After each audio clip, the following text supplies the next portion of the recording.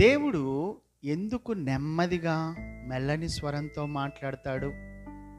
ఎందుకు అంటే ఆయనకి నీవు దగ్గరగా ఉండాలని. ఆయనకి ఎంత ఇష్టం అంటే నీవు ఎంత దగ్గరగా ఆయనతో గడిపితే అంత ఇష్టం. అందుకే ఆయన మెల్లగా నీతో మాట్లాడతాడు.